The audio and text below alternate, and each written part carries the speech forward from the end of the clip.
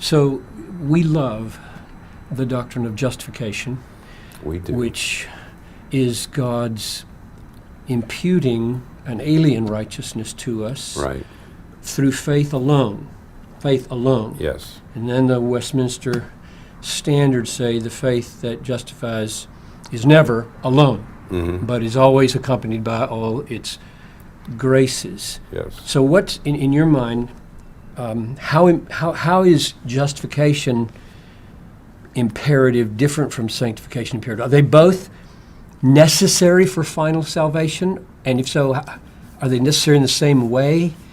I mean, I think a lot of people stumble over, okay, I understand I'm a sinner, I need forgiveness, I'm a sinner, I need righteousness imputed to me. Okay, I believe, I trust. And then this preacher stands up, Piper or whoever, and he says, there's a holiness without which you won't see the Lord. Now, I take that passage to mean there are behaviors and attitudes that if you persist in, you go to hell. There's a holiness without which you won't see the Lord. Now, I take that passage to mean there are behaviors and attitudes that if you persist in, you go to hell. And they say, I thought I was justified by faith. So what do you respond to a person like that? I go back to what you just said. You're saved by faith alone, but not by a faith which remains alone. What? Bro, what are you talking about, man? I think it's, as a pastor, I think I've been able to clarify this for people when I say, you're really saved by faith, not by how sanctified you are. But if you're not getting sanctified, then you don't have saving faith. The Word of God says in Hebrews chapter 12, verse 14, "Follow peace with all men and holiness, without which no man shall see the Lord." This passage is often misunderstood and misused to assert that salvation is dependent upon our personal holiness and righteousness.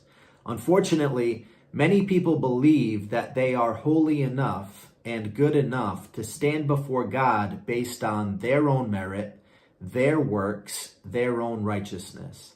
First and foremost, notice what the verse does not say. The verse does not read, "Follow peace with all men and holiness, without which you will not see the Lord."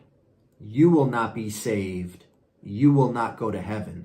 But rather it says, "Follow peace with all men and holiness, without which no man shall see the Lord." The Word of God says in Ephesians chapter 4, verse 24, "And that ye put on the new man," notice this, "which after God is created in righteousness and" what? "True holiness." As we put on the new man, which again is created after God in righteousness and true holiness. If we make the decision daily to walk in the Spirit, inevitably, what will happen?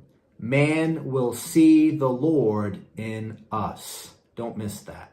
As we walk in the Spirit, as we put on the new man, which is created after God in righteousness and true holiness, inevitably, man will see the Lord in us. If we fail to follow peace and holiness with all men, consequently, no man shall see the Lord. Titus chapter 3, verse 8 says, "This is a faithful saying, and these things I will that thou affirm constantly, that they which have believed in God might be careful to maintain good works." Why? "These things are good and profitable unto men." Matthew chapter 5, verse 16, Jesus said, "Let your light so shine before men that they may see your good works and glorify your Father which is in heaven." The way in which we live can positively impact both believers and unbelievers alike. Our pursuit of peace and holiness is profitable and beneficial unto others. Watch this. As fellow believers see the Lord in you, in me, this serves as an encouragement and exhortation to continue in the faith. As unbelievers see the Lord in you, in me, this can prompt and provoke a positive response towards God and the gospel. 1 Peter chapter 2, verse 12 says this, having your conversation or behavior honest among the Gentiles, that, whereas they speak against you as evildoers, they may by your good works, which they shall behold or see, glorify God in the day of visitation.